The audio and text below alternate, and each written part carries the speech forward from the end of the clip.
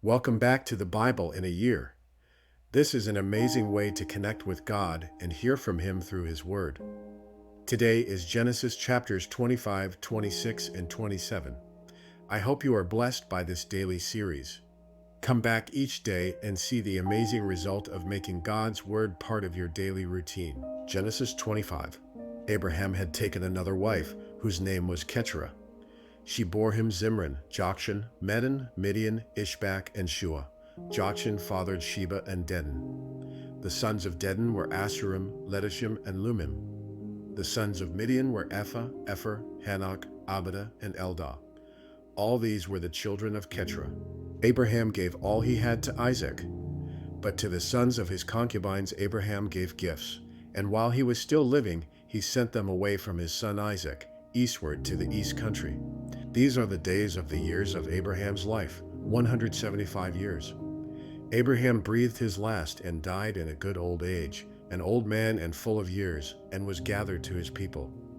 Isaac and Ishmael his sons buried him in the cave of Machpelah, in the field of Ephron the son of Zohar the Hittite east of Mamre, the field that Abraham purchased from the Hittites. There Abraham was buried with Sarah his wife. After the death of Abraham, God blessed Isaac his son, and Isaac settled at Beer Lahai Roi. These are the generations of Ishmael, Abraham's son, whom Hagar the Egyptian, Sarah's servant, bore to Abraham. These are the names of the sons of Ishmael, named in the order of their birth: Nebaioth, the firstborn of Ishmael, and Kedar, Adbeel, Mibsam, Mishma, Duma, Massa, Hadad, Tema, Jeter, Naphish, and Kedemah. These are the sons of Ishmael, and these are their names, by their villages and by their encampments, 12 princes according to their tribes. These are the years of the life of Ishmael, 137 years. He breathed his last and died, and was gathered to his people. They settled from Havilah to Shur, which is opposite Egypt in the direction of Assyria. He settled over against all his kinsmen. These are the generations of Isaac, Abraham's son.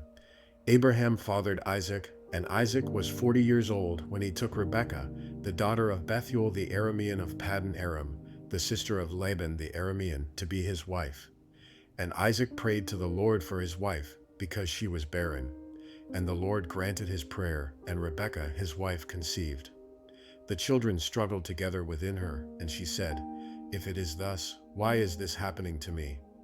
So she went to inquire of the Lord. And the Lord said to her, "Two nations are in your womb, and two peoples from within you shall be divided. The one shall be stronger than the other. The older shall serve the younger." When her days to give birth were completed, behold, there were twins in her womb. The first came out red, all his body like a hairy cloak, so they called his name Esau. Afterward his brother came out with his hand holding Esau's heel, so his name was called Jacob. Isaac was 60 years old when she bore them. When the boys grew up, Esau was a skillful hunter, a man of the field, while Jacob was a quiet man, dwelling in tents. Isaac loved Esau because he ate of his game, but Rebekah loved Jacob. Once when Jacob was cooking stew, Esau came in from the field, and he was exhausted. And Esau said to Jacob, "Let me eat some of that red stew, for I am exhausted." Therefore his name was called Edom. Jacob said, "Sell me your birthright now." Esau said, "I am about to die. Of what use is a birthright to me?" Jacob said, "Swear to me now." So he swore to him and sold his birthright to Jacob. Then Jacob gave Esau bread and lentil stew, and he ate and drank and rose and went his way. Thus Esau despised his birthright. Genesis 26. Now there was a famine in the land, besides the former famine that was in the days of Abraham. And Isaac went to Gerar to Abimelech king of the Philistines. And the Lord appeared to him and said, "Do not go down to Egypt. Dwell in the land of which I shall tell you. Sojourn in this land, and I will be with you and will bless you. For to you and to your offspring I will give all these lands, and I will establish the oath that I swore to Abraham your father. I will multiply your offspring as the stars of heaven, and will give to your offspring all these lands. And in your offspring all the nations of the earth shall be blessed, because Abraham obeyed my voice and kept my charge, my commandments, my statutes, and my laws." So Isaac settled in Gerar. When the men of the place asked him about his wife, he said, "She is my sister," for he feared to say, "my wife," thinking, lest the men of the place should kill me because of Rebekah, because she was attractive in appearance. When he had been there a long time, Abimelech king of the Philistines looked out of a window and saw Isaac laughing with Rebekah his wife. So Abimelech called Isaac and said, "Behold, she is your wife." "How then could you say, 'She is my sister'?" Isaac said to him, "Because I thought, lest I die because of her." Abimelech said, "What is this you have done to us? One of the people might easily have lain with your wife, and you would have brought guilt upon us." So Abimelech warned all the people, saying, "Whoever touches this man or his wife shall surely be put to death." And Isaac sowed in that land and reaped in the same year 100-fold. The Lord blessed him, and the man became rich and gained more and more until he became very wealthy. He had possessions of flocks and herds and many servants, so that the Philistines envied him. Now the Philistines had stopped and filled with earth all the wells that his father's servants had dug in the days of Abraham his father. And Abimelech said to Isaac, "Go away from us, for you are much mightier than we." So Isaac departed from there and encamped in the valley of Gerar and settled there. And Isaac dug again the wells of water that had been dug in the days of Abraham his father, which the Philistines had stopped after the death of Abraham. And he gave them the names that his father had given them. But when Isaac's servants dug in the valley and found there a well of spring water, the herdsmen of Gerar quarreled with Isaac's herdsmen, saying, "The water is ours." So he called the name of the well Esek, because they contended with him. Then they dug another well, and they quarreled over that also, so he called its name Sitnah. And he moved from there and dug another well, and they did not quarrel over it. So he called its name Rehoboth, saying, "For now the Lord has made room for us, and we shall be fruitful in the land." From there he went up to Beersheba. And the Lord appeared to him the same night and said, "I am the God of Abraham your father. Fear not, for I am with you, and will bless you and multiply your offspring for my servant Abraham's sake." So he built an altar there and called upon the name of the Lord and pitched his tent there. And there Isaac's servants dug a well. When Abimelech went to him from Gerar with Ahazath his advisor and Phicol the commander of his army, Isaac said to them, "Why have you come to me, seeing that you hate me and have sent me away from you?" They said, "We see plainly that the Lord has been with you." So we said, "Let there be a sworn pact between us, between you and us, and let us make a covenant with you that you will do us no harm, just as we have not touched you and have done to you nothing but good and have sent you away in peace. You are now the blessed of the Lord." So he made them a feast, and they ate and drank. In the morning they rose early and exchanged oaths. And Isaac sent them on their way, and they departed from him in peace.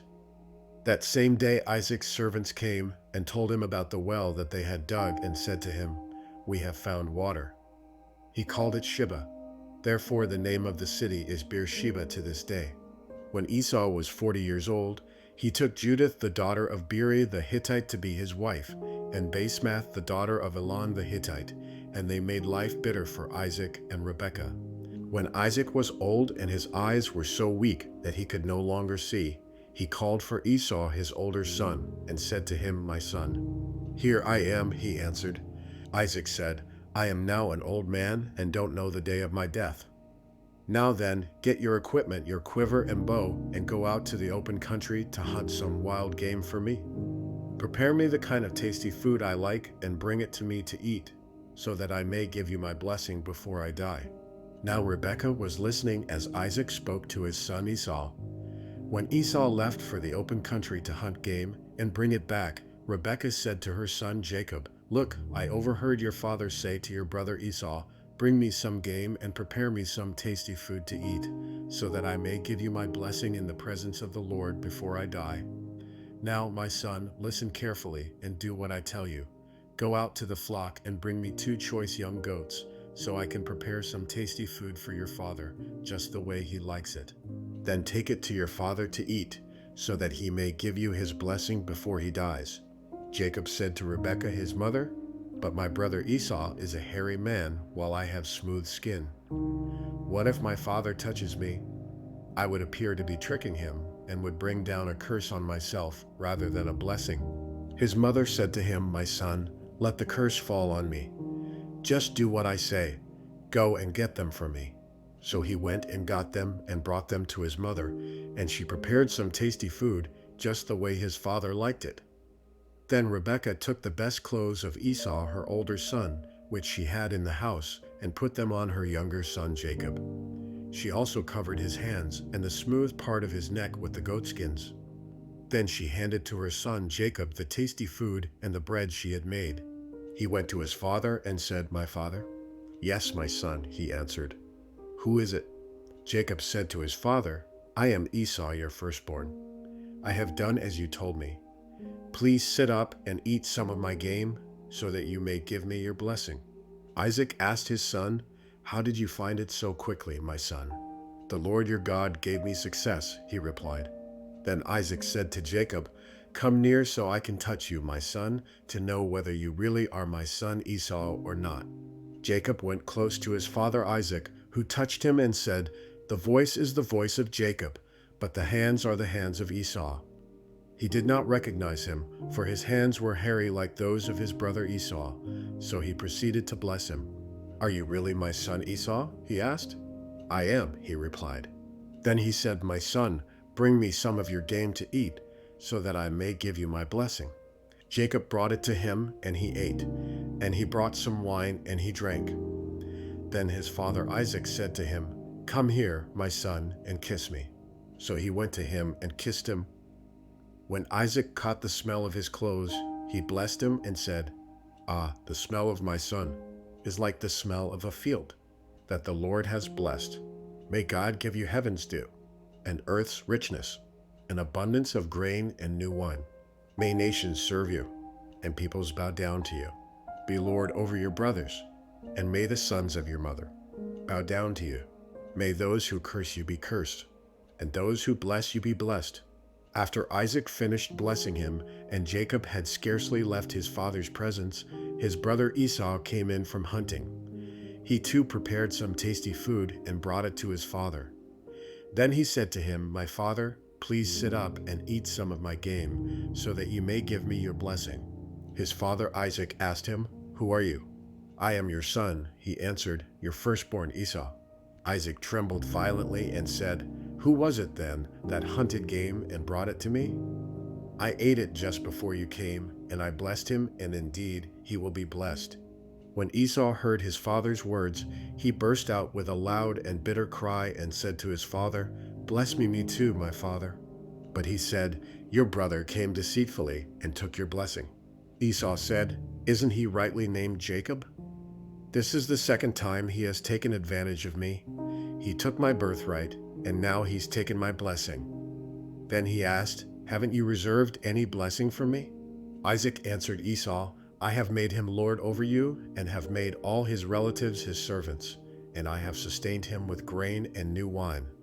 So what can I possibly do for you, my son?" Esau said to his father, "Do you have only one blessing, my father? Bless me too, my father." Then Esau wept aloud. His father Isaac answered him, "Your dwelling will be away from the earth's richness, away from the dew of heaven above. You will live by the sword, and you will serve your brother. But when you grow restless, you will throw his yoke from off your neck." Esau held a grudge against Jacob because of the blessing his father had given him. He said to himself, "The days of mourning for my father are near. Then I will kill my brother Jacob." When Rebekah was told what her older son Esau had said, she sent for her younger son Jacob and said to him, "Your brother Esau is planning to avenge himself by killing you. Now then, my son, do what I say. Flee at once to my brother Laban in Haran. Stay with him for a while until your brother's fury subsides. When your brother is no longer angry with you and forgets what you did to him, I'll send word for you to come back from there. Why should I lose both of you in one day?"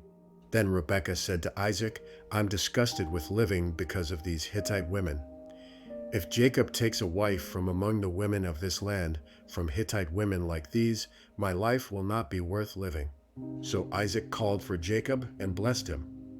Then he commanded him, "Do not marry a Canaanite woman, Go at once to Paddan Aram, to the house of your mother's father Bethuel. Take a wife for yourself there, from among the daughters of Laban, your mother's brother. May God Almighty bless you and make you fruitful and increase your numbers until you become a community of peoples.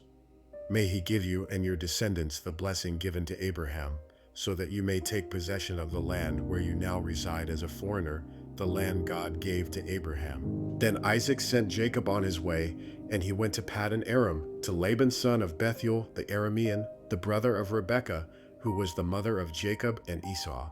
Now Esau learned that Isaac had blessed Jacob, and had sent him to Paddan Aram to take a wife from there, and that when he blessed him he commanded him, "Do not marry a Canaanite woman," and that Jacob had obeyed his father and mother, and had gone to Paddan Aram.